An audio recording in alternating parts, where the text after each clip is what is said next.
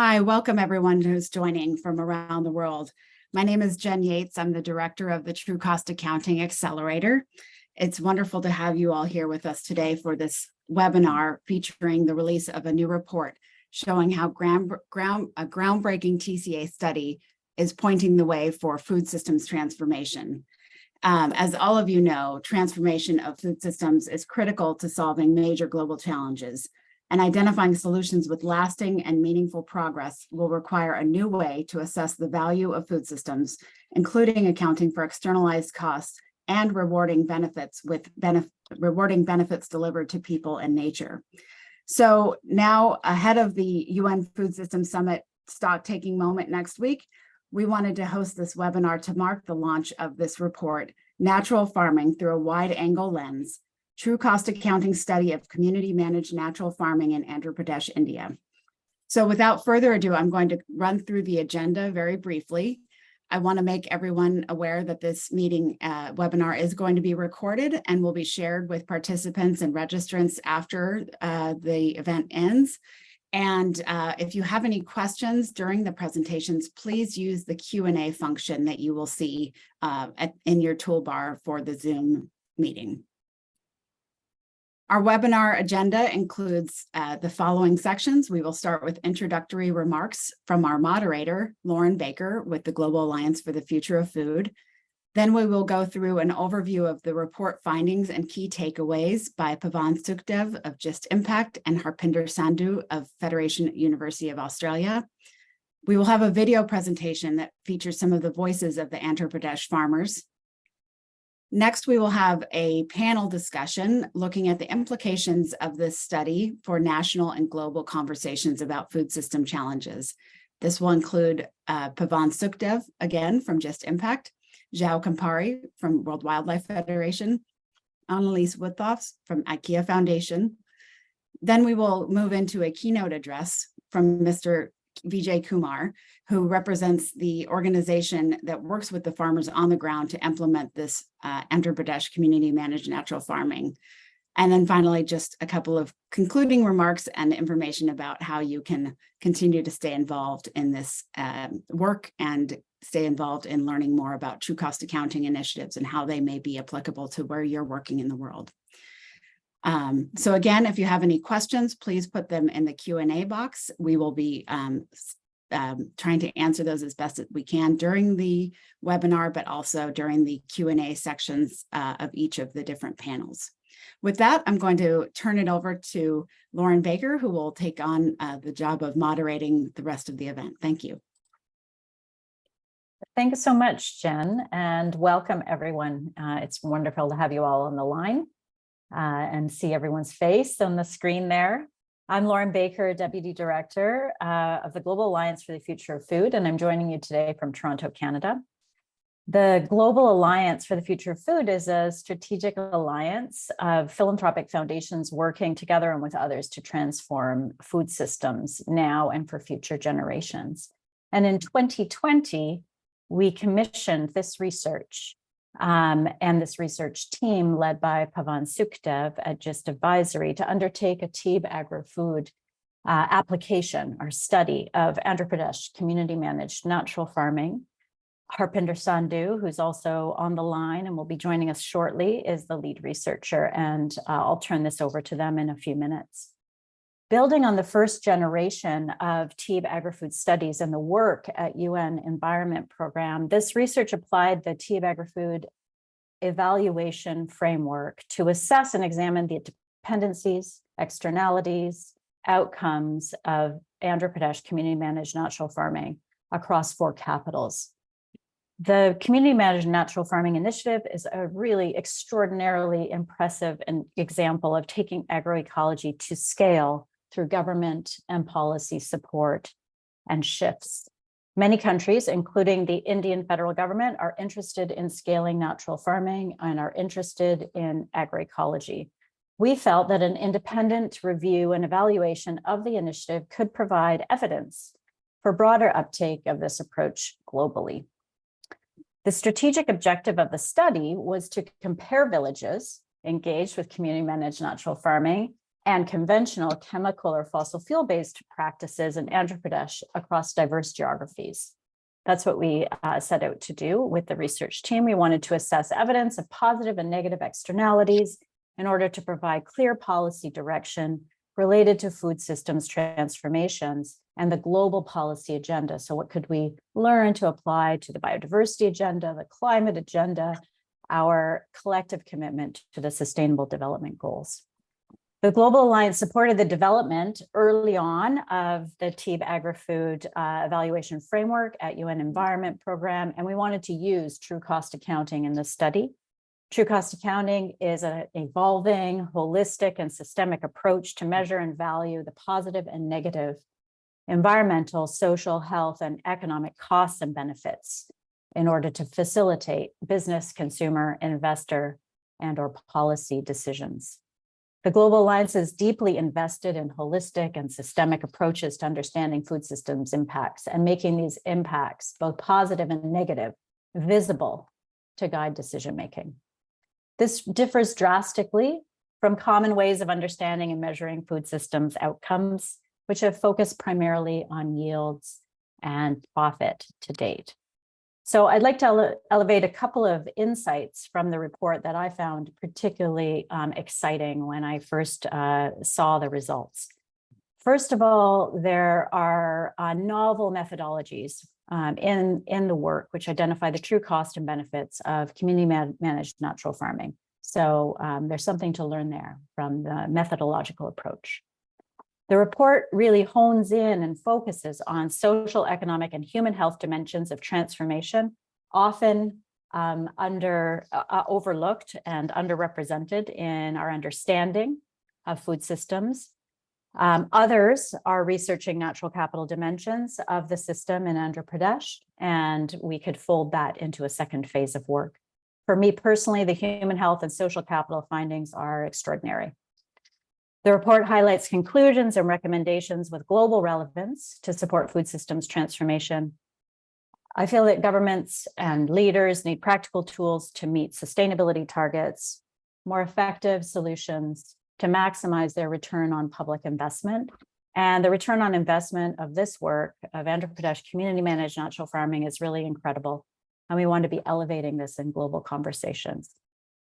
The report, like Jen said, comes at an important moment in time. Next week is the UN Food Systems Summit stock-taking moment. And then later in September is the G20 in India. Governments should be committing to bold action and ambitious national pathways. These global events increasingly shine a light on the need for food systems transformation, that we need to shift away from food systems that are the primary drivers of biodiversity loss, climate change, poverty, and food insecurity, to food systems that result in resilience, meaningful livelihood, justice, equity, health, well-being, and environmental sustainability. Indeed, it's time for a new transformative research and action agenda that recognizes and learns from diverse evidence, knowledge systems, ways of knowing, one that upholds and values the interconnectedness between our food systems, health, and the planet. Public and private funders of food and agricultural research and initiatives have a responsibility to encourage this kind of holistic and transdisciplinary work with an emphasis on the indivisible ecological health, social, and economic goals that we share. Greater levels of funding for action-oriented public research that upholds diverse evidence will increase the viability, performance, and ability of natural farming, agroecology, regenerative approaches, indigenous foodways, allowing them to flourish and in turn deepen their impact. So with those short remarks, I'd like to introduce our speakers. Pavan Sukhdev, founder and CEO, Just Impact, and Harpinder Sandhu, professor of ecological economics at the Federation University in Australia. Please put any comments or questions that you have in the Q&A, and I'll hand this over to you, Pavan, to kick things off. Thank you so much. Thank you so much, Lauren, for your lovely introduction to the topic, which is, of course, in my opinion, one of the most important that we could imagine. Why do I say this? if we look at agri-food systems, they employ 1.25 billion people, which is about 38% of the total employment. Agri-food systems include in their employment 1 billion smallholder farmers, that's less than 2 hectares, which accounts for a large proportion of those in today's world who are still poor and are living under enormous risk because of the changes of climate, enormous risk to their livelihoods, their incomes. And it has to be a policy focus to increase the yields on small farms, to increase the fairness of the pricing that applies to their produce, and to decrease the risk on small farms, thanks to climate change, water scarcity, and so many other factors.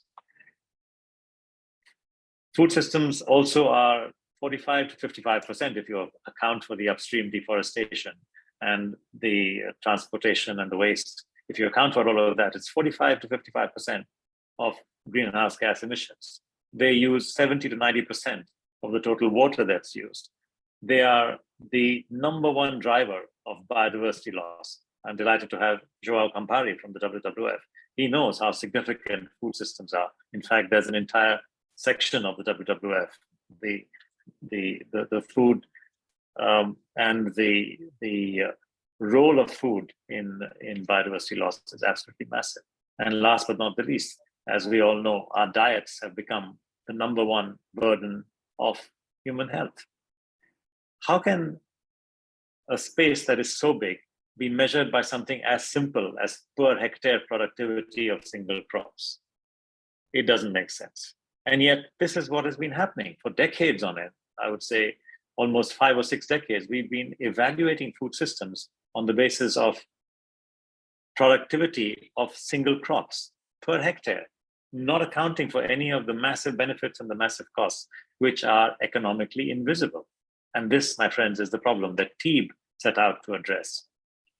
TEEB was all about externalities. TEEB was all the economics of ecosystems and biodiversity, a project of the European Commission, engaged on behalf of the G8+5, and then very ably handled by the United Nations Environment Programme, was basically all about the economic invisibility of nature and the fact that nature does provide so much for free, which simply does not get valued because there is no price. These are public goods and services. Bees do not send invoices for pollination.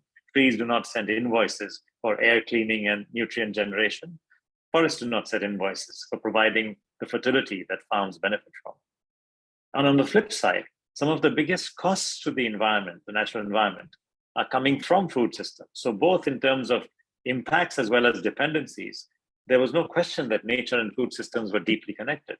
And therefore, it came to me as study leader of TEEB way back in 2012, as no surprise when I was approached by Patrick Holden, who was from the natural farming community, saying, "You people are experts in externalities. Why on earth do you not focus on food systems? Why are you ignoring us?" I said, "No, we are not ignoring you, but it's not our mandate." And then it took us in TEEB almost 2.5 to 3 years to ensure that the advisory board was comfortable with the idea that TEEB should now be looking at food systems.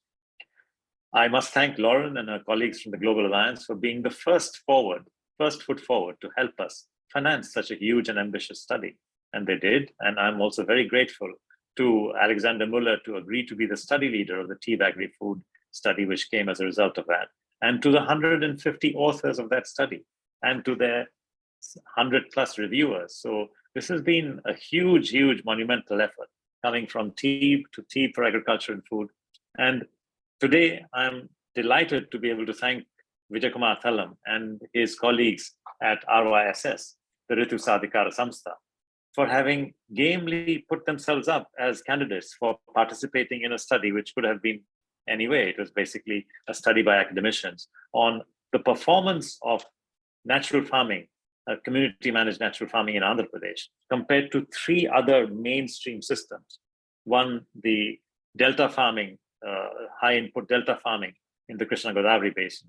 Another on the southwest side, the dryland farming. And then finally in the northeast, the what you may call tribal farming, which is low input, but of course low yield as well. So we have compared in this study, which you'll hear about from Harpinder Sandhu, 3 dominant farming systems in Andhra Pradesh with natural farming in the same area. And Harpinder will explain how we selected for 2 pairs of 2 villages in each of these regions, because they are all completely different.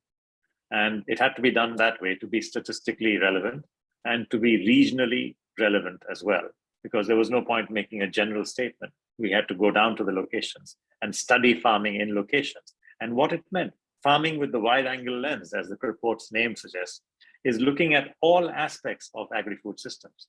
Now, the report that you will hear about today from Harpinder, the study leader of this report, who, by the way, is also supported by a very able team of authors whom he'll describe from around the world, looks at 4 broad dimensions of these food systems. Number 1, of course, is the yield and the income that is available to the farmers. The yields absolutely matter, but the incomes to the farmers matter in terms of the costs of input and the value of the outputs, but also the offtake of the outputs, because he will describe how the income of small farmers actually is affected in these different areas. Then we have to look at the social dimension, because natural farming is built on social capital and it enhances social capital. But the question is, what about the other forms of farming? Can we tell the difference? Is there evidence to tell the difference? And then last but not the least, apart from the yields and the profits and the social dimensions, are the health dimensions. What are the impacts on farmers of using agricultural pesticides and fertilizers versus not using them? And what are the impacts that are observable on the health and of the families who are consuming the food that is produced by natural farming? So these are some of the important dimensions that have been covered by this report. Again, it's about a wide angle lens, but we are not finished yet, and we are hoping to proceed to cover the environmental dimensions, which of course there is a lot of anecdotal evidence in terms of the soil fertility implications, and in terms of the water usage implications, and in terms of the climate, soil, carbon retention implications, and so on. And this is work to be done in the same 12 villages and in the future. But already the results on yields, on incomes, on community dimensions, and on human health dimensions are very powerful, and they're worth telling as a report and a study. So with that, I welcome Harpinder Sandhu, who has been a very able study leader for this study, to represent his fellow authors and to give us, in summary, the results of this report. Thank you. Thank you, Pawan, for this wonderful introduction to the study and to the background. I will share my screen. I hope all of you can see my screen.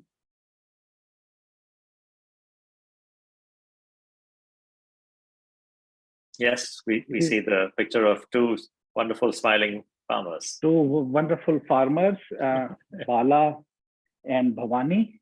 They are from East Godavari district region, and it is my great pleasure to present and share findings of this this great study about natural farming and its impacts on economic, social, and health side of farming system. As Lauren mentioned in her introductory remarks, that globally agriculture and farming systems are looking for ways for just transition across the globe. And we present to you our team of experts, whom I will mention in my talk. And we are producing strong evidence about natural farming and its impact on health, economics, and social capital. And then we can conclude on the key findings. And this report is available as a PDF. I think that link has been shared with all the audience who are attending. And I invite you to share this report, read this report. It's over 200 pages long. And I and my other colleagues would love to have your comments and feedback.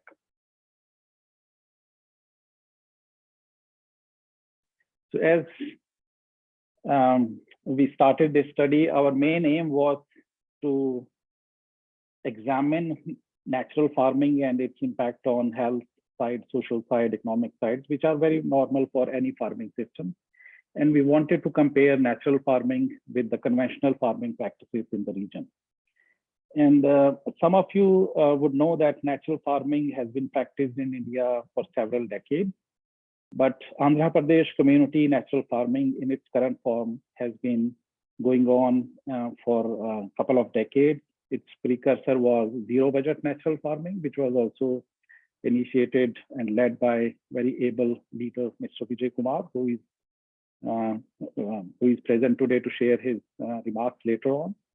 And Andhra Pradesh community natural farming is growing rapidly under this, led by Raitu Samthara Samstha. And currently about 630,000 farmers are practicing community natural farming, CNF in short. And we wanted to compare natural farming, CNF versus other conventional farming to start with. But when we looked into the diverse nature of farming systems in Andhra Pradesh, there was lots of diversity. And as you can see in the map, we identified 3 different ecological zones. We wanted to test natural farming against the prevalent or the dominant alternative or conventional or counterfactual farming system. So we selected in the northeast of Andhra Pradesh, tribal low input farming system. In the southwest, more dryland, rainfed and low input system. And in the middle, delta and irrigated high input system. So we wanted to see how natural farming is compared with these conventional farming across different ecological zones. So we selected 12 villages, half practicing natural farming, half practicing conventional farming. And in these 12 villages, we reached out to 562 households, which is about 10% of the total households in these 12 villages. So our sample was actually quite large. And for this type of study, we wanted to see the impacts across the region and different ecological regions and comparing with different prevalent conventional farming systems.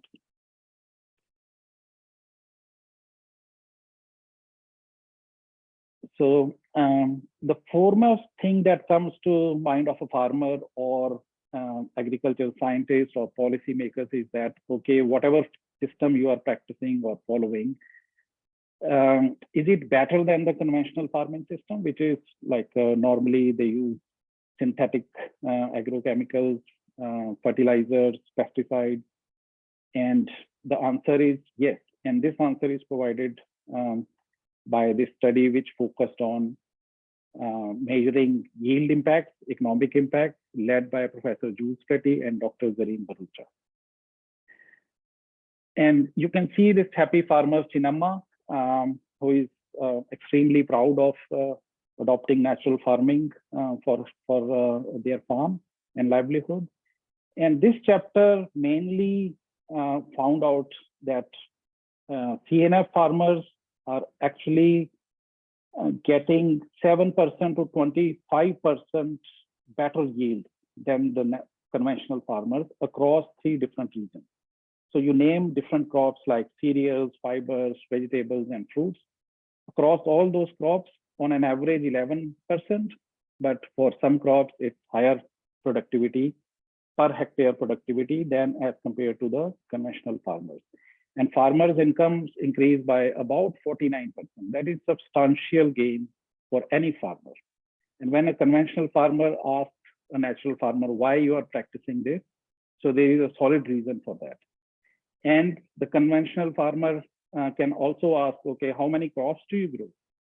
And then the CNF farmer responds that, okay, across the board, we grow, or the CNF farms grow twice the number of crops that conventional farmers are growing. So it is not just about getting higher productivity, higher yields, but they are growing more number of crops.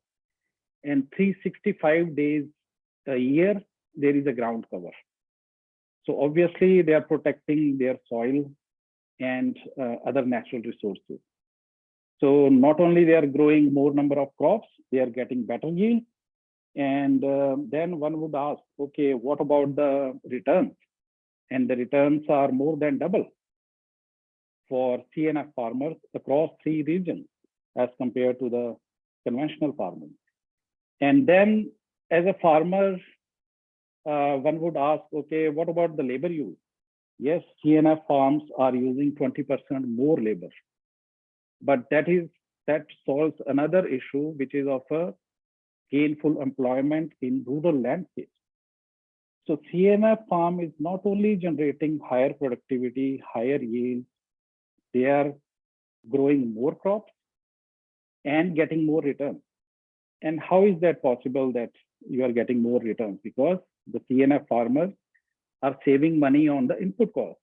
They are not buying those inputs from the market, as the conventional farmers have to purchase inputs like fertilizers and synthetic pesticides from the market. And how is the return on investment, as Lauren mentioned earlier on? What is the return on investment on CNF farms, the natural farming practitioners? So there is a huge return on investment because CNF farmers are not using the wasteful or the perverse subsidies that are going to support synthetic fertilizers and synthetic pesticides, which are being purchased by conventional farmers. So they are saving money not only for themselves, but also for the country as a whole. And you would know, I think the audience in this webinar would know that there are $600 billion worth of subsidies which are allocated for agricultural inputs. So how good is that? So Professor Pretty and Dr. Zareen Barucha showed that CNF farms are producing better yields, more number of crops, getting better returns. And altogether, it's better returns on public investment. So then there would be a question that, okay, yes, at individual level, farmer is getting benefits. So what about the society? Are they getting some returns as a society as a whole? So that leads me to the second part of the findings, which is about social impacts of CNF farming, which is led by Professor Haripriya Gundimida, who is based at IIT Mumbai. So Professor Haripriya developed the social capital index that involved 6 different indicators like information, mutuality, collective action, trust and support, cohesion, and risk reduction. So this multi-dimensional index was developed for this particular study to see how much social capital is generated on CNF farms and how much social capital is generated on conventional farms across 3 different regions. And you can see these happy farmers, Bala and his wife, Bhavani, who are extremely happy and proud. Why they are proud? Because the benefits which are accrued to their farm are also translated to their society. So one of the clear findings from this chapter or this section was that there is a better social capital or higher social capital amongst villagers who are practicing natural farming, and vice versa. If there is a social capital, that is also translating into higher productivity. So this is being benefited across the board across 3 regions. And social capital, as I mentioned, it positively influences farm productivity. So it is not just the natural farming practitioners are happy because they are getting better returns, they are getting better productivity, but it is also translating into better society as a whole in those villages, in those regions. So one would say that, okay, yeah, that's fine. At a farm level, we have shown something that, yeah, better yields, better returns, less input cost, and the gains, the positive benefits are flowing to the society. What about when these people are eating this healthy or nutritious food? Is there any impact on the health? So that takes me to the last chapter of this study, which is about on-farm health impacts and diet diversity, led by Nachiketa Das and Vanasi Bhopale. As you can see, those healthy looking farmer, Sujana, on her field. So in this part of the study, our authors, they constructed diversity, a household diet diversity score.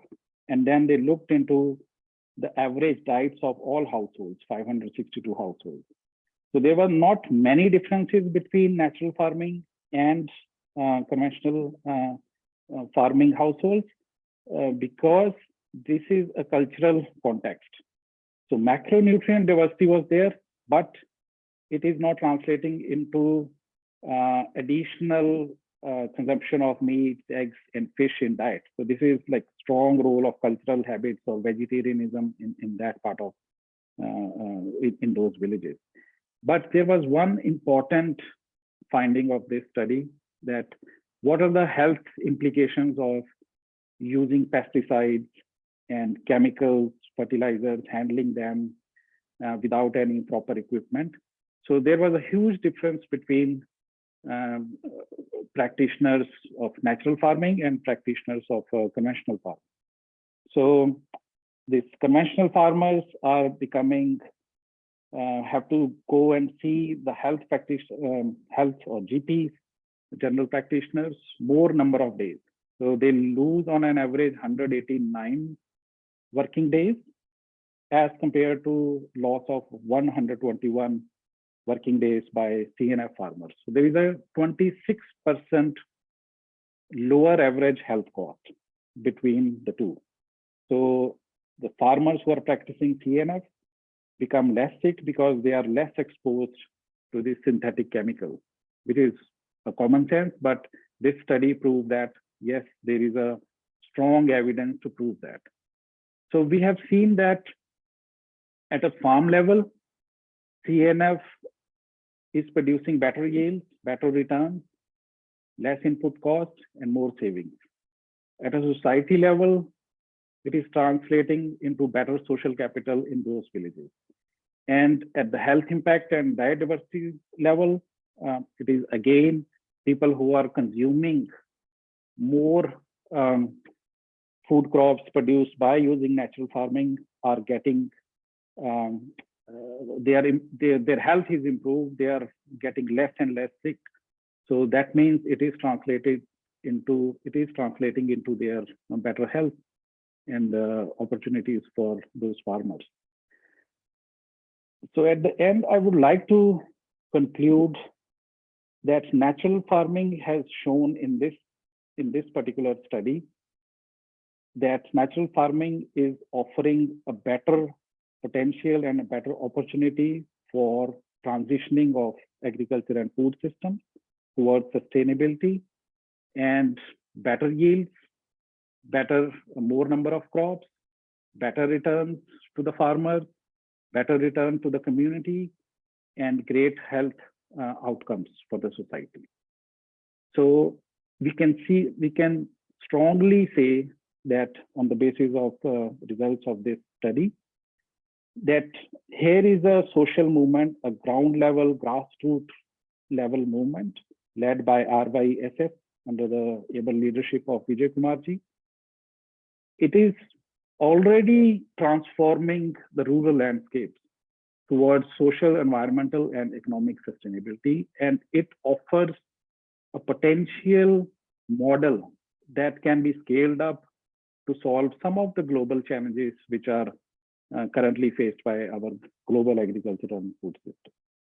So thank you very much for your attention. And I would like to invite you to give your comments and feedback on the full report and also during a Q&A session with me and Pawan after this. Thank you very much. Thank you so much, Harpinder and Pawan. An excellent overview. It's fast. I know there's lots more detail in the study, but I really appreciate that kind of synthesis of the incredible work that you've done. We have some excellent questions in the chat. And so I'd like to start with the first, which is, And actually, yes, I'd like to start with the first, which is this something that can only succeed in Andhra Pradesh? Can it be replicated elsewhere or scaled on a regional global level? And then there are some methodological questions and some specific questions related to labor. So I want to get to those as well in the few minutes that we have before we show the video. So Pavan, why don't I turn to you with the question of scale, and Harpinder, I'll turn to you with the questions related to methodology. Yeah. In terms of scale, firstly, let me clarify, this is both about replication and scaling. Replication means being able to do something similar in a different area. And scaling means to do it in size and not from a few houses to a few villages to actually entire systems. So I think, let me try and answer both, because perhaps the question meant both replication and scaling. Well, as you may hear later on from Vijay Kumar, I'm delighted that he's been able to join us here today. But in fact, the natural farming, the community managed natural farming approach is being tried out already in states other than Andhra. Although I would say, whilst there's evidence of replication, we are still to see the kind of scale that we have seen in Andhra Pradesh. So from what I understand, Vijay, Himachal Pradesh and Madhya Pradesh and Karnataka and even I think Meghalaya has had some recent successes in being able to replicate the approach of basically what you may call bioremediation. At the end of the day, as you'll hear more from Vijay later on, this is about ensuring that bacterial life is re-injected into the soil, ensuring that good ground cover is achieved to minimize evapotranspiration from the soil and the loss of water, which is through constant mulching. It is about ensuring that only the fittest seeds are used for being able to be planted through the process of coating, bacterial coating. And of course, ensuring that the use of pesticides is local pesticides, and the use of what is known as Jivamrutam in the local culture is basically a composite, which is a diluted bacterial soup, which is made out of bioresidues from the farm. So these are some practices which are finding replicability, and I think I would say the evidence of scalings right now is probably Andhra Pradesh, but let's see, give it some more time, and I hope that some of the other states in India can scale. I'm also very excited to learn that these experimental approaches, new approaches, are getting traction overseas. So I'm hearing stories from here and there, and I'm sure Vijay will be able to give more color and more flesh to the bone, but I'm hearing stories from here and there about other countries that are trying out this process. So yeah, I think both replication and scaling, there seems to be very good evidence evolving, right? Over to you. Thank you, Pavan. And as you mentioned, we will hear from Mr. Vijay Kumar in a few minutes, and he can speak more to this question. Harpinder, perhaps you could answer some of the questions in the chat. There's a series of questions related to the results on labor, which I think are really important, whether they're innovative labor-saving solutions, the other impacts related to net income and labor costs, et cetera. So there's a set of questions there. And then I think there's an important question around the statistical significance, maybe some of the limitations of the study, which there always are. Maybe you could speak to that as well before we move on to the other aspects of the webinar. Yes, sure. I'll be brief in my response. I think methodology is very much clear that we adopted the methodology from Team Agri-Food, which is very comprehensive, innovative, and universal framework. So we didn't have that much issues in using which methodology, because we already worked so hard over the last few years, as Pavan mentioned, to develop this Team Agri-Food so that we can look into any agri-food system from different and wide angle lens. So earlier, most of the studies in agriculture science are only focused on productivity and the returns. But we wanted to diversify, and we looked into the social capital. We wanted to see the health impacts. And in the next stage of the study, we would like to see what are the implications, what are the trade-offs with the environment, with the natural resources, biodiversity, underground or above ground. What are the impacts or implications for climate change? Because this is a grassroots level movement. It is actually happening. It is, I would say, it is expanding very fast. And the type of social capital index or the score that we see in natural farming villages is absolutely wonderful to see, and it is not seen in the villages which are practicing conventional farming. So there are different aspects of natural farming which we try to capture, but yes, I think on the what the limitation is, yes, what's happening below ground, how it is impacting biodiversity. These are the outstanding questions. These are not limitations of the study, but yes, these are the things which we would like to explore a little bit more.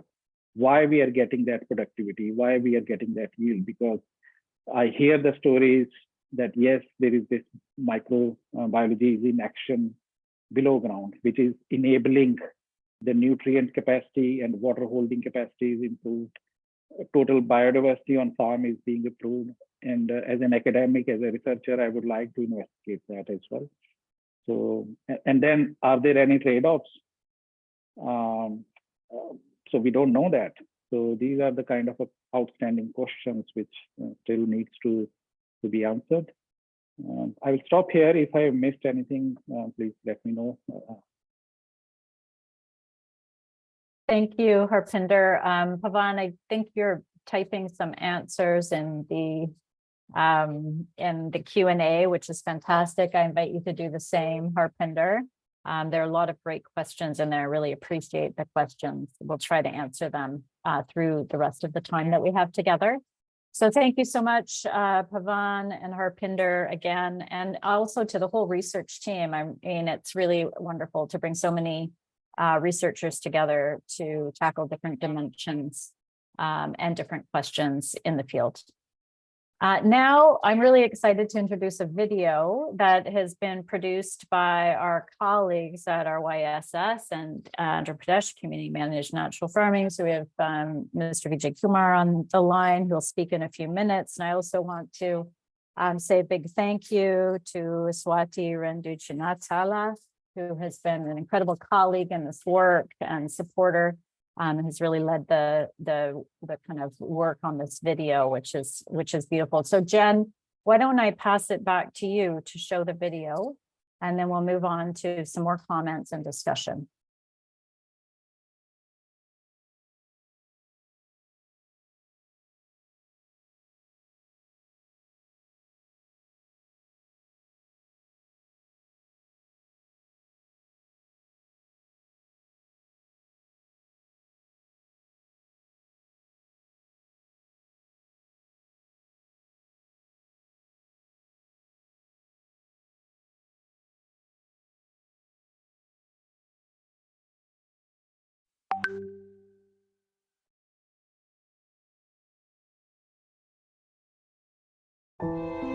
మేము మొట్టమొదట రసాయన వ్యవసాయం చేసేవాళ్ళం, కానీ దానిలో మాకు ఎక్కువ ఖర్చులు, అందువల్ల ఆర్థిక ఇబ్బందులు చాలా గురయ్యాము.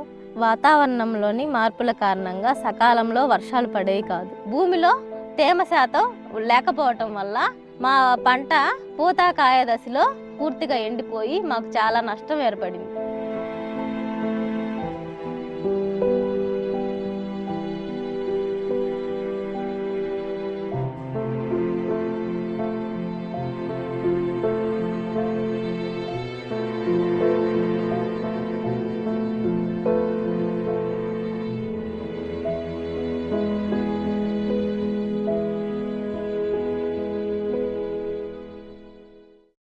ఇది మా ప్రకృతి వ్యవసాయం.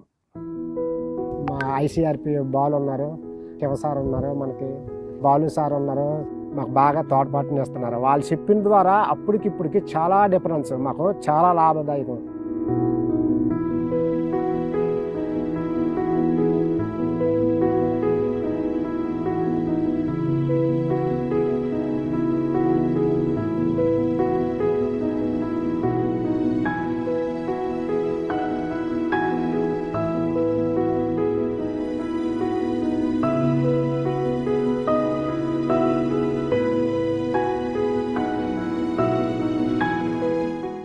ప్రకృతి వ్యవసాయం చేయడం వల్ల భూమి సారవంతంగా మారింది, బెట్టను తట్టుకోగలుగుతుంది, తడి తక్కువైనా కూడా బాగా తాజాగా ఉన్నాయి, దిగుబడి బాగా వస్తుంది.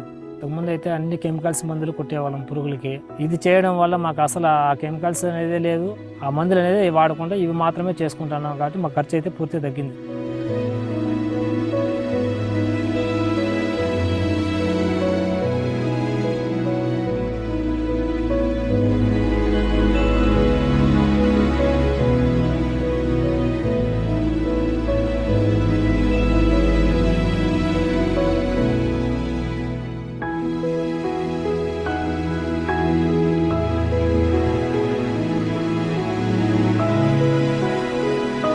కెమికల్ వ్యవసాయం అయితే మామూలుగా వేసినప్పుడు ఫుల్గా లేచిపోయేదండి, ఏ పంట అయినని లేచిపోయిన తర్వాత మళ్ళీ ఇప్పుడు మామూలుగా ఉండేది, మళ్ళీ వేసిపోరండి. అది మామూలుగా కెమికల్ వ్యవసాయం.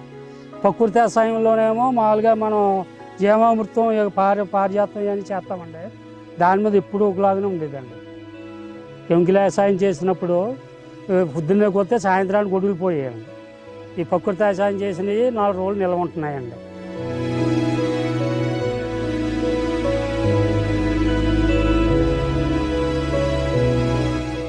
ఈ జీడి పంటలో మాకు ఒక్కొక్క సంవత్సరం కాపు వచ్చేది రాకపోయేది. ఒక 20,000, 30,000, 10,000 మాత్రమే వచ్చేది. ఈ అరటిలో ఒక 60,000-70,000 ఇప్పటికి తీసాము. ఇంకా పంట మొత్తం బోల్డ్ ఉంది ఇక్కడ. అప్పుడు ఒకే పంట కాబట్టి మాకు రోజువారీ డబ్బులు ఏమీ ఉండేవి కాదు. ఇప్పుడు ఇన్ని రకాల పంటలు వేసినందున రోజుకి దగ్గర 2 పూటలు కూరగాయలు అమ్మితే ఆదాయము 500 ఇలాగా వస్తుంది. మా ఊరిలో వాళ్ళకి ఎందుకు మేము ఆరోగ్యంగా ఉండాలి, మా ఊరు వాళ్ళ ముందు ఆరోగ్యంగా ఉండాలి. ఇది చేసిన నుండి నలుగురికి ఆరోగ్యం ఇస్తున్నాం.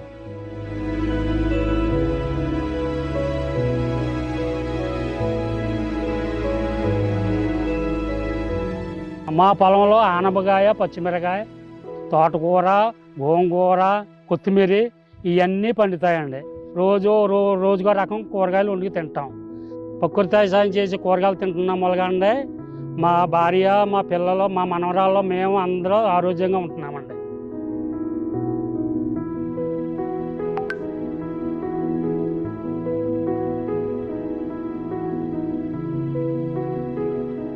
నేను నేర్చుకున్న ప్రకృతి వ్యవసాయ విజ్ఞానాన్ని నా తోటి మహిళా రైతులకి SHG మీటింగ్ ద్వారా తెలియజేశాను. నా పొలం దగ్గరికి తీసుకువచ్చి వాళ్ళకి చూపించి మోటివేట్ చేసి ఈ ప్రకృతి వ్యవసాయం వైపు వాళ్ళని కూడా తీసుకురావడం జరిగింది.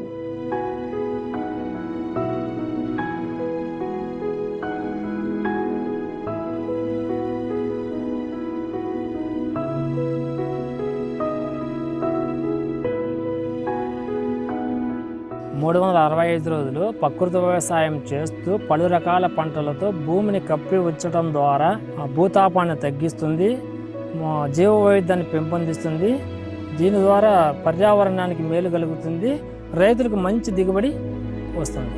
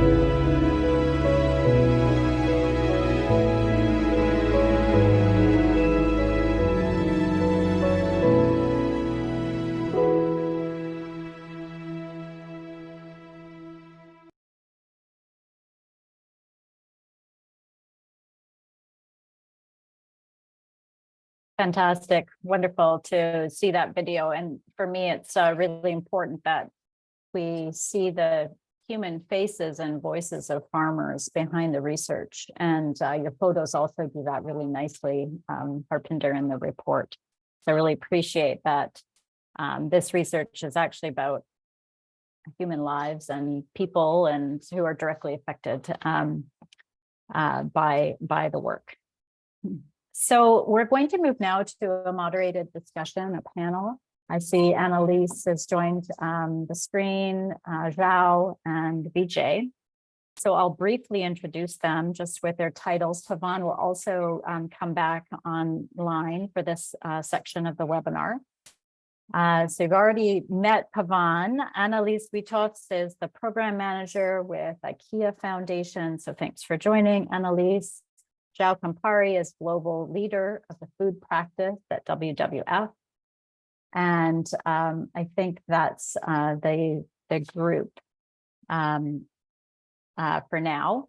So I have a few questions for you. We want to just get your reactions and feedback on what you've heard today. Zhao, maybe I'll start with you. How should these findings influence policy debates or inform international processes? You've been involved in the WWF in global policy processes for a number of years. We've worked on those together in those fora together, but you're also increasingly thinking about how to facilitate and accelerate this kind of transformation on the ground in the regions that you work in. So maybe you could say a few words about how these findings can influence policy debates and decision-making. Lauren, delighted to be here, and hi everybody. It's great, to participate in this very, very important moment. First, let me express a wish. I wish the world would be watching this seminar, this webinar, and I wish also that the world would see this video, and I'll tell you why. The evidence that agroecology can comfortably feed communities with better health, improved yields, and more crop diversity than conventional farming methods at scale should drive improved policies and funding for transitions to nature-positive food production practices, but particularly agroecology, right? I'll give you an example.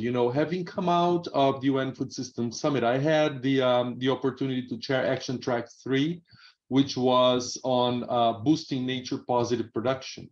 And at the time, I wrote a blog, and this happened 2 years ago, which was called The Last 9 Harvests, which meant to be like the last 9 harvests that would lead us to 2030 Sustainable Development Goals. Right?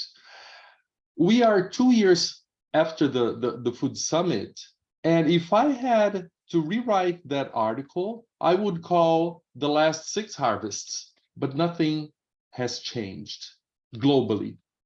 And the reason why I think the world, especially policymakers, should be watching this video and see this webinar is because you are showing that it's possible to do this at the local level. We don't need always to rely on global processes. They have an extent to which they deliver things, but beyond that, we need communities, we need national level action to really, really roll their sleeves and work. And you have shown what these farmers are doing here with the assessment of these 3 capitals: economic, social, and health.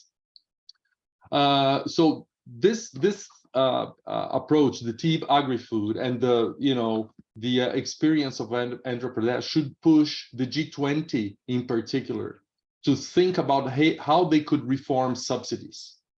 Because there's like more than $600 billion per year invested in agri-food support and subsidies, but very little of that goes to any form of conservation. So rethinking subsidies is one thing that policymakers should be addressing, and this could inspire them. And I also would like to share that agroecology, in terms of the UNFCCC, for example, agroecology is already in the focus of UNFCCC, the Sharm el-Sheikh, we call joint work on agriculture and food security, but not near enough. So what I think needs to happen is for this type of approach community-based natural farming, and you have a real example in hand to inspire governments and leaders that action is possible, and you have a great example on how that should be done. Let me stop here, Lauren. Thanks. Thanks so much, Zhao. And if anyone else wants to continue on this thread, that's great. But I'll also pass the baton over to Annalise. And Annalise, I just, maybe you can speak a little bit about your work at the IKEA Foundation. You're working directly in India on natural farming and scaling natural farming, as well as with a focus on rural livelihoods. Maybe you could say a little bit more about your work, true cost accounting in this context, and how your organization is, advancing this kind of approach in India and in other geographies as well. Yeah, sure. And first of all, let me thank also my fellow panelists and yourself, Lauren, as well as the whole Global Alliance, Just Impact, and all the contributors and reviewers of this truly amazing report. So at the IKEA Foundation, we want to help build livelihoods for people across the globe, specifically with a focus on India and East Africa. And we want to contribute to helping that shift from a degenerative extractive system that we're trapped in now to one that is based on principles of circularity and regeneration, and really moving towards agroecology. So building up the evidence that this is possible at scale is really key for us. For the communities that our partners work in, we work with about 45 partners across the globe in these geographies that I just mentioned, but also globally to advance the knowledge and the evidence that is there. And for me, this report really brings home how important food and agricultural systems are as a response to the polycrisis that we are currently in, whether it's climate change that we're talking about, the biodiversity collapse that is imminent, the increasing social inequity, food insecurity. For all these things that we're trying to find a solution for at the IKEA Foundation, but we all together here, I think, at this in this panel and in this call, community managed natural farming really has a solution to all these issues, and in an integrated way. So for us, we are really happy that we can invest in these solutions, in the research that is being done, in the applications on the ground through the different partners that we work with, so that leaders across the globe can really see that it is important, and that they can no longer ignore that these different issues are interconnected, and that they can recognize the role of farming and the potential of community managed natural farming to really address these issues in a holistic way. Connecting the different debates, connecting the different processes with one another, so that it can develop national pathways that are really based on an integration of these complexities, and moving from global issues to local solutions, as you mentioned, Zhao, is really key. So we're really happy that we can contribute to that. Maybe I'll ask a follow-up question, Annalise. One of the really striking findings in this report, but also just in my general knowledge, and I think Mr. Vijay Kumar will talk to this in a few minutes, but it's really the role of women in kind of the process of transformation. And maybe you could speak to that based on this report, but also just your general understanding of that. I think it's just something so crucial to elevate. And there are some questions as well around household labor, how women's labor is incorporated, given the complexities of unpaid work, the invisible labor of kind of social reproduction in general. Mm-hmm. Yeah, I think for me, the report, it gives a number of practical recommendations for policymakers, and a couple that really strike me among these are, of course, the involvement of women, how important that is, but also how to adopt different knowledge systems that are held at local level with indigenous communities, with women often as well, who are really involved in the farming at a local level. It's really localized, decentralized knowledge systems that we need to highlight. And instead of relying on heavily tech-driven, often very male-driven knowledge systems, we really need to switch to that farmer-led, female farmer-led indigenous knowledge system that is rooted really in the locality that they are in. And involving farmers and also female farmers in the decision making then becomes really key to advance or community managed natural farming or agroecology. And yeah, I think involving female farmers or women in the communities is also key for building up that social cohesion that is so important. And so the social capital from the ground up. As the report mentioned, it's key to invest in cooperative models, in collaboration. And I think the women have a key role to play in that.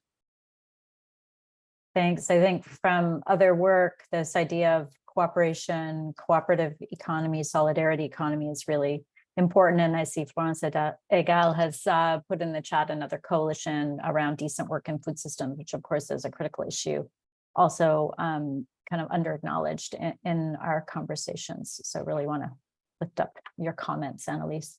Pavan, I'd like to pick up on this theme of return on investment. In a sense, we could see that as a kind of narrow view, but I think it's really important. We have limited public funds to invest in agriculture and food systems. We invest, tremendous amounts of money actually through our programs and subsidies, insurance schemes, et cetera. How do we think differently about the return on investment? What needs to shift in this conversation? You've been worked in finance for a long time. How can we think differently about this? And that's a great question, Lauren, because it brings to mind the fact that investment is the placing of money in capitals. And the reality that this report brings to the table is that there isn't just one capital, as in financial capital, or not even just two capitals, as in natural capital and financial capital, which was kind of mainly the world of tea, but actually four capitals. There's also human capital in terms of the knowledge of the individual farmers and the skills that they gather, and the fact that these skills need to be transported with the help of money. After all, as Vijay will tell you, most of the expenditure on the project is in fact the salaries of the master farmers, the ladies who go around from one village transported to the next to be able to teach their skills. So development of human capital, investment in that. And then finally, investment in social capital, which is the creation of all these linkages and knowledge sharing schemes and communal areas, capturing cow urine for that matter. So the nature of these investments is quite diverse across different capitals. It's not just massive physical capital or what we call produced capital investments, such as massive agricultural projects or dam projects or irrigation projects and so on, but across a whole range of more subtle capitals in natural capital, human capital, and social capital.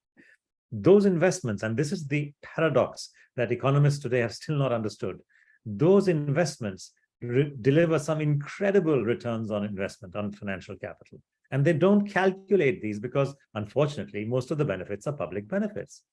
This is where TEEB is different from most lenses, because we calculate public and private benefits.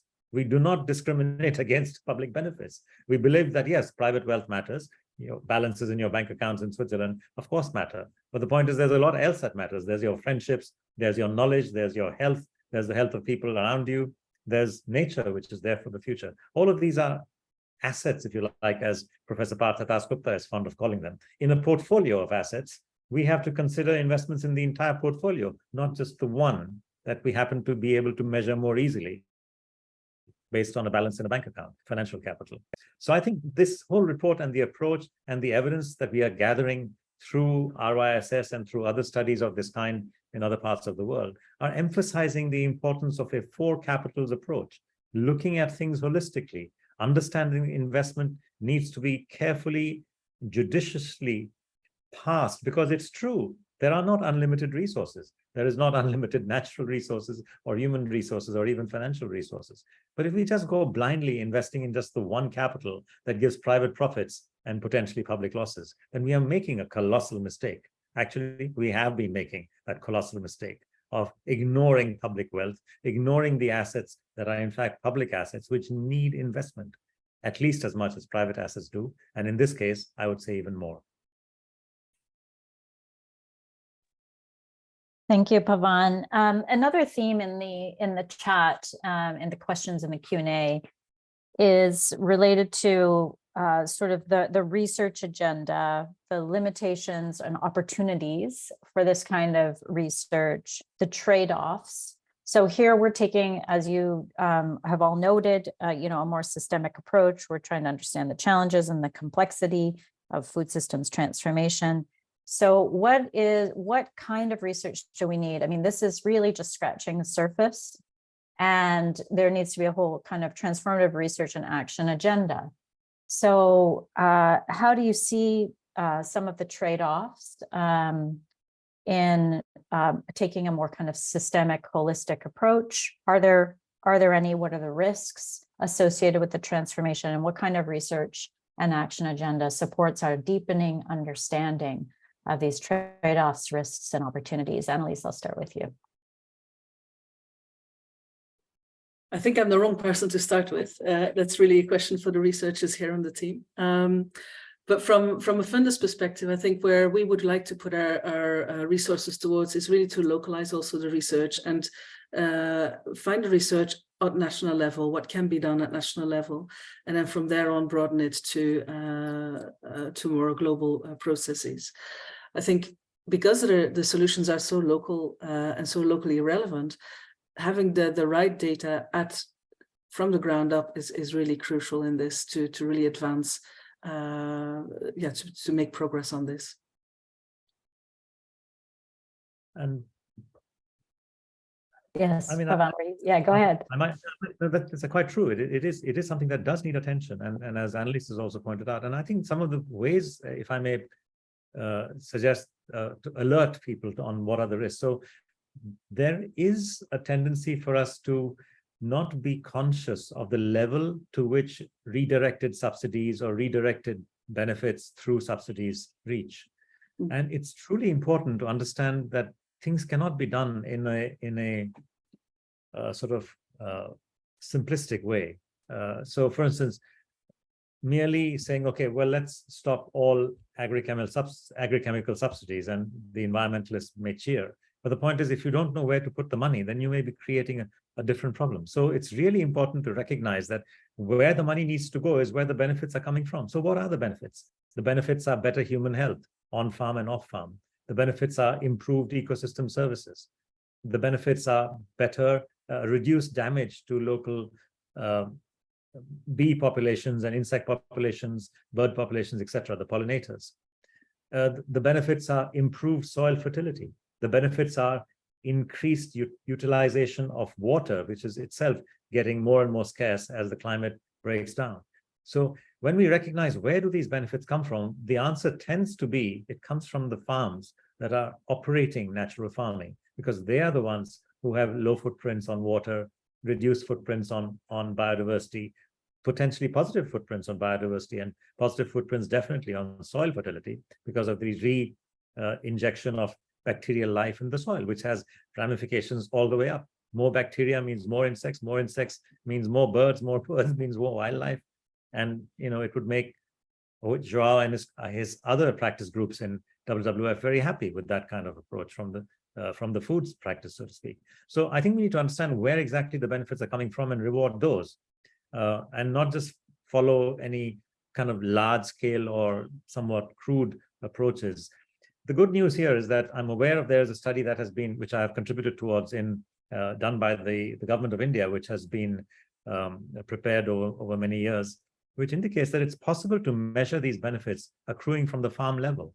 And therefore it's possible also potentially to direct the rewards for those benefits at the farm level. So, you know, there are all kinds of things which those from India will understand. There's something called the creamy layer. There's a tendency for the sarpanch and the head of the panchayat to receive the benefits, and you never know where they went. No, and much as you might love your panchayats, the benefits should go to the poorest farmers who did the best jobs recreating nature and water and so on and so forth.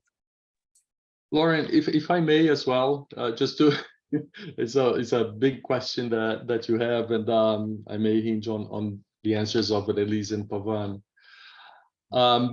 WWF is a science-based organization, and we love research and reports, right? But every time that I think about trade-offs, nature and climate change are not patient, right? I mean, they don't wait for research to be published to change. And the fact is that we already have all the research that we need that points out that the current food system is not working for people and planet, right? That research is, I mean, it's obvious, it's there. Science is very clear about that.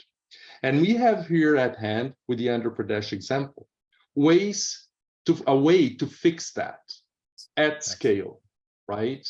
The assessment that I have read in the report in the economic, social, and health indicate all positive trends. You know, so governments, leaders, lending agencies can act now on the support that they give to agri-food systems so that it can become more nature positive, particularly in deploying agroecological approaches, just like happening in Andhra Pradesh.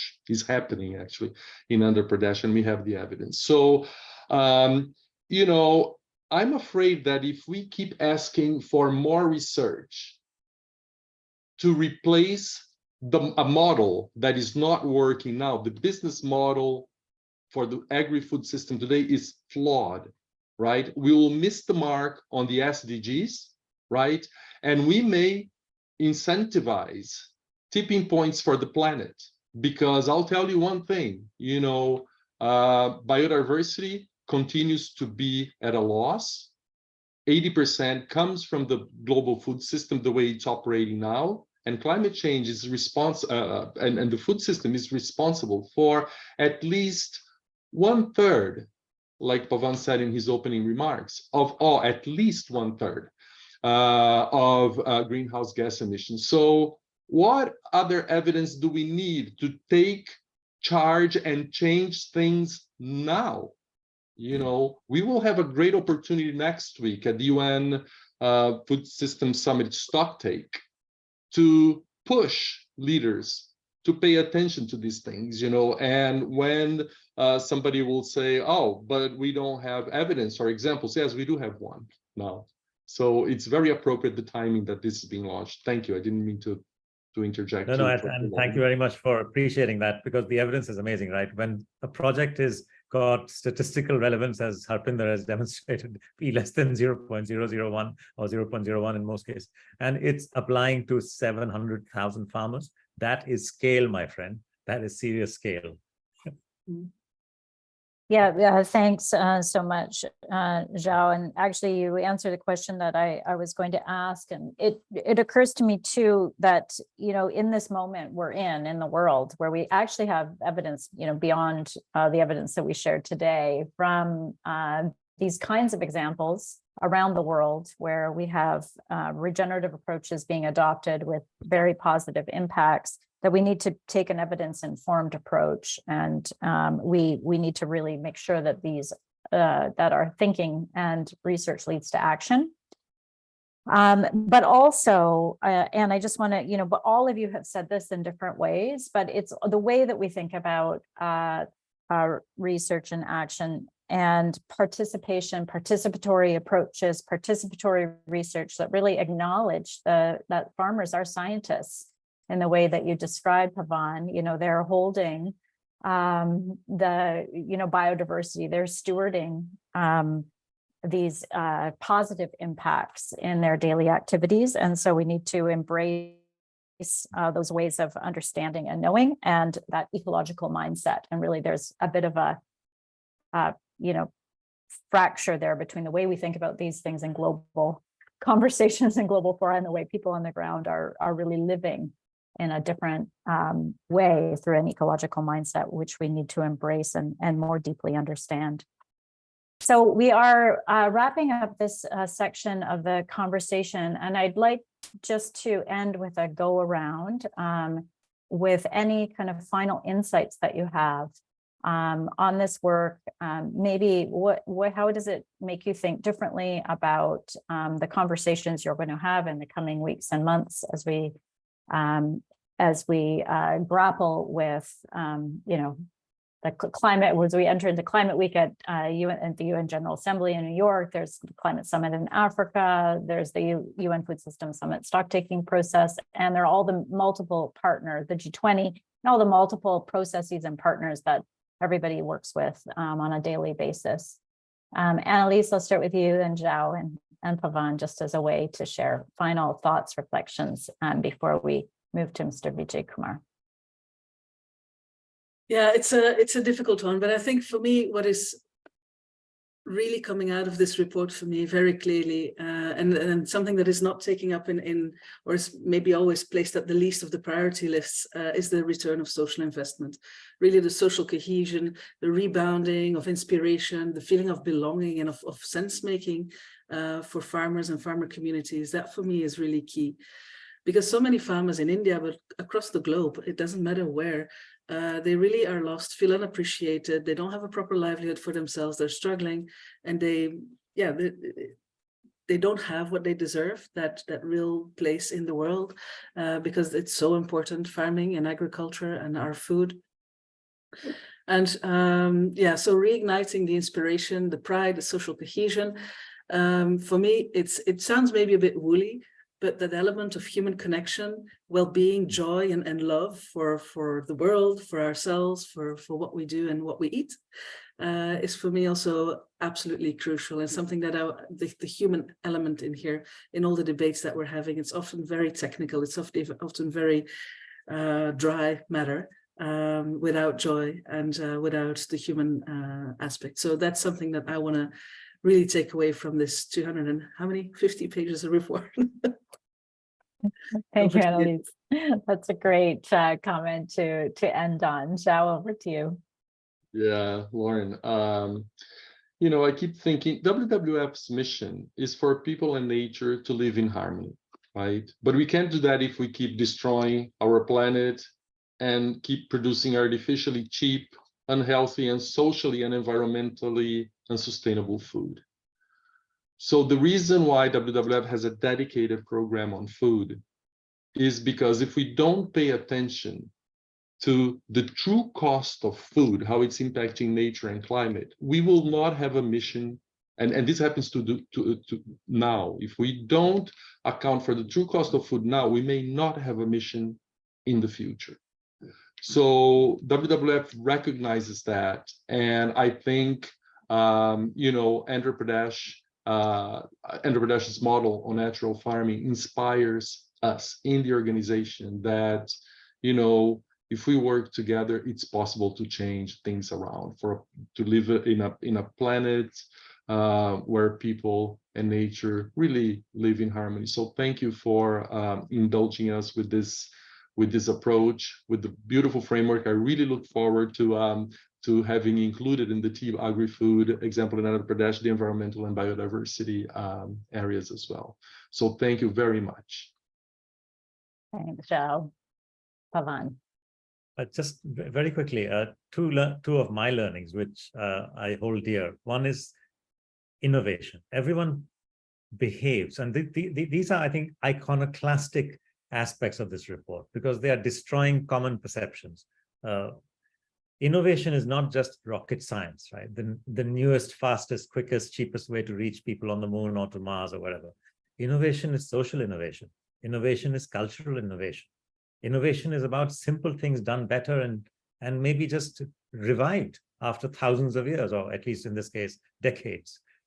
So that's innovation as well at a different level. And that's what we are seeing out here. And the second learning I have is that scientists are not necessarily people with PhDs sitting in white suits in temperature controlled laboratories. Scientists are out there in the farm, and I've spent time with them. I was absolutely amazed. I've forgotten her name now. Vijay Kumar had introduced me to a lady farmer whom I call a scientist, because like me, my background is physics.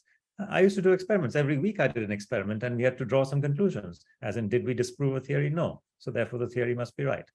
And here she was, changing the way she's planting seeds in a short period during the year, March to May, between the two key seasons, so that she could optimize the soil, so that she could get bacterial life back in there in preparation for the next crop. And she had to figure out which mix to use. Wow. And she was experimenting. She monitored carefully which block of her area was using which mix of 18 seeds and 20 seeds and 25 seeds. That's the scientist. She's playing experiments and she's coming to conclusions. So scientists are, my concept of scientists and my concept of innovation has changed. Thank you, Vijay Kumar and your team at RYSS. Thank you. Thank you so much, Annalise, Zhao, and Pavan. That was a fantastic discussion. I look forward to more whenever we can find some time together. Really appreciate your thoughts and insights. And Pavan just provided the perfect segue to Mr. Vijay Kumar, who is Executive Vice Chairman of the Ritu Sadikara Santha Farmer Empowerment Corporation, RYSS. Mr. Kumar will provide a keynote address, just speaking to the implications of this work. Vijay has held this work, wrapped his arms around it for many decades.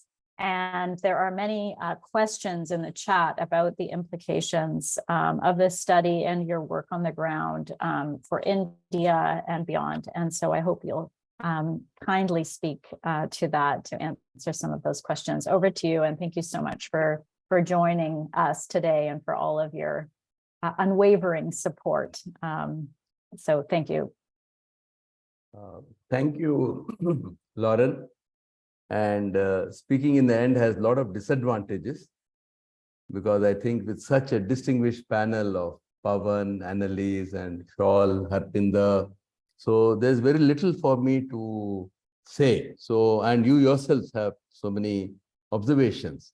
First of all, it's a very proud moment for all of us, especially the farmers, the women self-help groups. It's something they will celebrate, that their work has been recognized, valued, and valued on the multiple dimensions, not in a unidimensional model. And Pavan said that, it was nice of me to offer this. My attitude was that we should be, evaluated, and if there's something wrong that we are doing, we should correct it. So that was my primary goal at that time, that we should not think that we are doing everything right. We should also have others tell us if there's something wrong. And I'm very happy that our women, our farmers have passed the test that Pavan and his team had put through by looking at this lens of an independent agency. And it's really a great occasion for celebration. So I really want to thank Pavan, Harpinder, Jules Pretty, Haripriya, Nachiketa, Alexander, and all the associates of GIST for this great work. Please remember that this work also happened during COVID. So where it was very difficult. I'm really especially thankful to Pavan and his team for even thinking so bravely of doing this study during COVID. So I think that is, and thanks to Lauren, yourself, the Global Alliance for the Future of Food for, thinking of investing in this kind of research. Thank the IKEA Foundation. And now I just want to say a few things. The role of women, I would like to really highlight here. I think all of you have acknowledged this. But in Andhra Pradesh, the women collectives, the movement to organize women into self-help groups, their federations, started about 23 years ago. I had the privilege of leading this work in the year 2000. And over 10 years, we had organized more than 11.5 million women in the integrated state of Andhra Pradesh. So today, if we are seeing a natural farming movement take off in this manner, it is thanks to this foundation of the women self-help groups, the leadership of women, the leadership of the collectives, the fact that they were able to access money from banks, they had a greater position of equity within the household. So this is the foundation which has led to these kind of results. You see, in a short span of 7 years, we have now reached out to 850,000 farmers. Correction, because 2023, we just completed the social audit. So 850,000 farmers and another 300,000 landless farm workers. So about 1.2 million farmers and farm workers were impacted in 2022-23.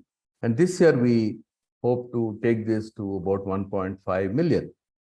So in 7 years, we have reached 14% of farmers and 28% villages in the state. And in the next 7 years, I hope to reach 85% farmers and farm workers. So 7 years we have reached 14%, but in the remaining 7 years, our vision is to reach 85%. And I think this is doable thanks to the foundation of networks of women, young farmers, and farmers organizations that has been built over a period of time. And the other great advantage of the leadership of women is they're not just looking at production, they're also looking at consumption. Consuming healthy food, good for the family, good for the environment, and also good for the, bad for the hospitals, but good for them that their health costs have come down. So this is we are closing the loop. What is generally termed as circularity is happening at very close quarters. The policy implications are, very, very significant. And this report has come at a very opportune time. Government of India is looking at how this can be scaled up to other states. So a new mission called the National Mission for Natural Farming is being set up in Government of India, Ministry of Agriculture. I'm closely involved in that. The second ministry to have taken it up is the Ministry of Rural Development, which wants to utilize the women self-help group networks in every state to take the natural farming agenda. And in this effort, they also will be taking a loan from the KfW Bank, Germany. So this is the second ministry at Government of India level, which is in the process of making a very significant change. And then the Ministry of Fertilizers. So there's a new scheme called the PM Pranam, which incentivizes states for reducing the consumption of fertilizers. So any reduction in fertilizer usage, which in turn translates to reduction in the fertilizer subsidy, 50% of that subsidy will be given to the states, which to enable them to expand the natural farming program. So given this kind of momentous changes happening in the policy space in India, I think this report is very, very welcome for all the policymakers. Beyond this, we have many state governments who are interested. We're already working with Rajasthan, Madhya Pradesh, Chhattisgarh, Meghalaya, but another 6 states, Chhattisgarh included, Jharkhand, Assam, Karnataka, they're all keen to learn from us. So this is not only at the central level, but also at the state level. And we're also taking this to other countries. So the other important thing I just wanted to mention, I think we have been discussing on the role of research and farmers as scientists. So we decided that, instead of just calling farmers as scientists, we make them into farmer scientists. So we want also them to have some formal expertise in addition to their being best scientists. So we are launching a farmer scientist program. Our idea is to, over the next 5 years, develop around 10,000 farmer scientists, a 4-year program ending with graduation as a, as a BSc natural farming. But a lot of their work will be in their own farms because this transformation is knowledge intensive. It's not finance intensive, it is knowledge intensive. Out of my program cost, unit cost, 77% goes for knowledge dissemination, supporting the farmer trainers in doing their extension work. Another 13% goes for building the institution or capacitating the institutions of women. So role of farmer scientists is very critical. And farmer trainers, farmer to farmer extension, we have about 10,000 master farmers now, 60% of whom are women farmers. And our idea is that in the next 7 years, I have to multiply this number to take it to 60,000. I'm very confident because I started with just 800 master farmers. In 7 years, we grew it to 10,000. And in every year, we can now take up 5,000 to 7,000 farmers. So it's a program. When we say community managed natural farming, it means it's not only a program for the farmers, but it's a program of the farmers and by the farmers. And that is the best part of the work that we are doing. And, the technological innovations that Pawan referred to, again, is very important in our work. But due to paucity of time, I'll conclude here.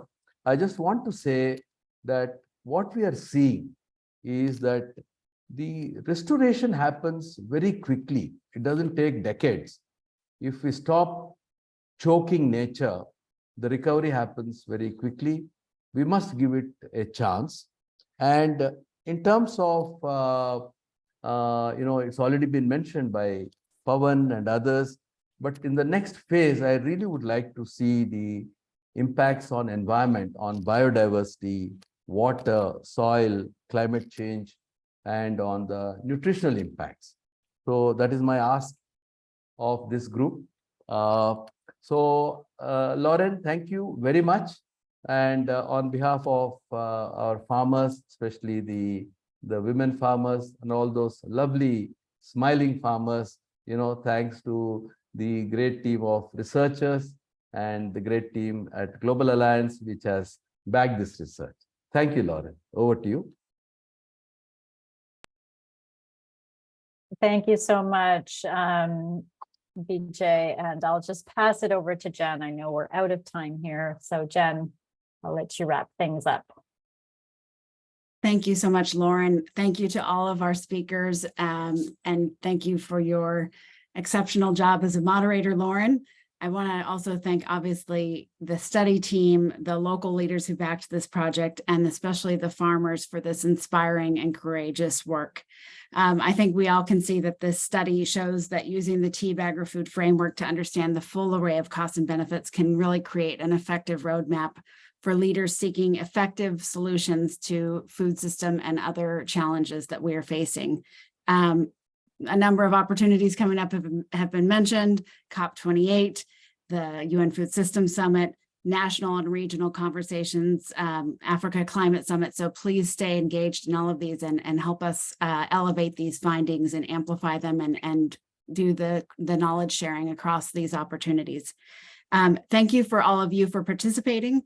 If you're interested in learning more about how you can help to transform food systems and get involved with the True Cost Accounting movement, please visit www.tcaaccelerator.org. And with that, I will bring this webinar to a close. Thank you, everyone.